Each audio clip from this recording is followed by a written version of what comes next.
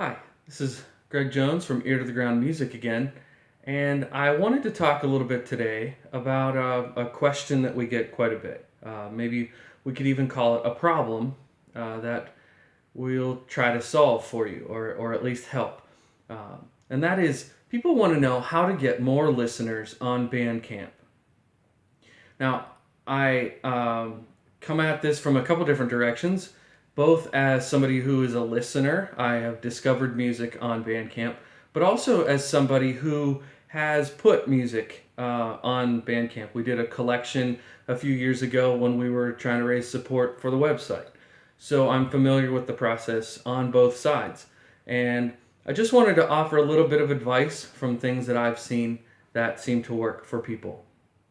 First of all, I recommend that you build momentum before you release an album, whether that's talking to friends and family members to get everyone excited about a new release, so that the day that it comes out, rather than it just sort of you releasing a demo that you made at home to basically crickets, you may not get anyone respond. Instead, you should make sure that people know about it so you can have that critical mass when it first launches. Now, my second point is that you shouldn't launch too soon. You shouldn't launch before your music is ready.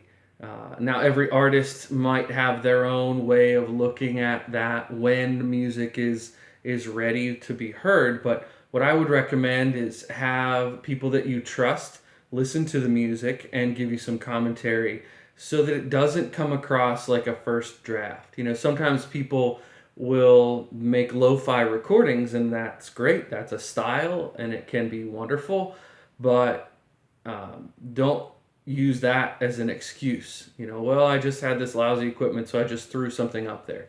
Because the thing is, if a PR firm or a blog or even a label run across your music and they give it that click, you want it to be your best work. Even if it's an early career best work, it should be your best.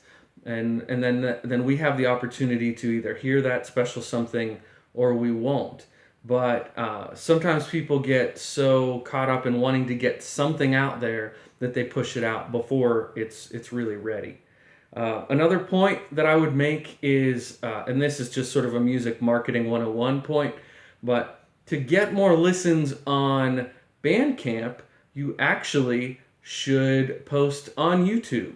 And what I mean by that is do a couple covers, put some music out there, maybe even a tutorial on how to play the solo in a song that you know, or something like that, where you're offering commentary. You don't have to worry about copyright infringement, but your own contribution, so that when people view that, you of course have a link in the description that takes them to your own Bandcamp, and so that will fuel traffic towards your music. That's one of the things that you want to always be paying attention to, is who's listening to my music and how do I reach out to them. And it's music lovers, right? So how do you best reach people who are interested in the style of music that you play? And YouTube is a fantastic platform to go about doing that.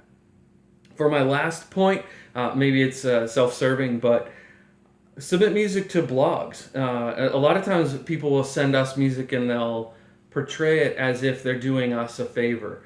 And it is great. It is an honor to have people send us music. But remember that we get a lot of music, and we may have to reject your submission. And that's not meant as a personal insult, even though it will feel that way. It's just a matter of our process. But if you use a service like Submit Hub or some of the others out there that give you an opportunity to contact several blogs at once, you might have a better chance of someone being interested in your music. And at very least, it will funnel traffic over to what you're doing on Bandcamp. Now, whether or not you're going to get a lot of sales all has to do with the quality of your music. And although your parents might say you're great, You may be kind of a middle of the road, or you may not be that good.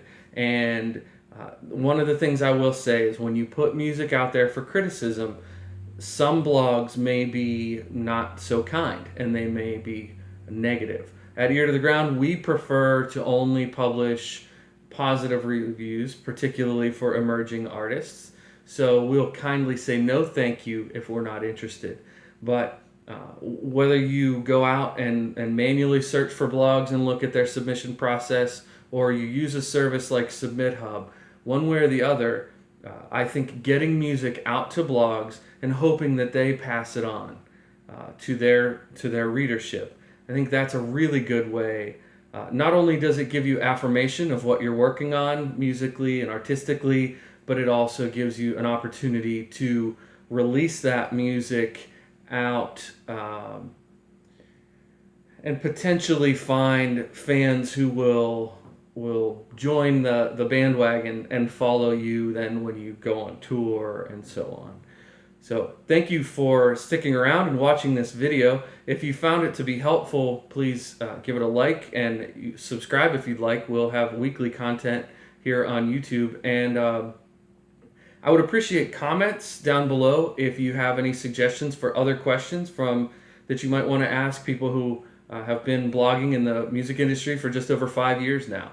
So we can comment on all sorts of things about the process of getting press and what we're looking for, listening for, those kinds of things. So thanks again for your time and attention, and we'll see you next time. Bye-bye.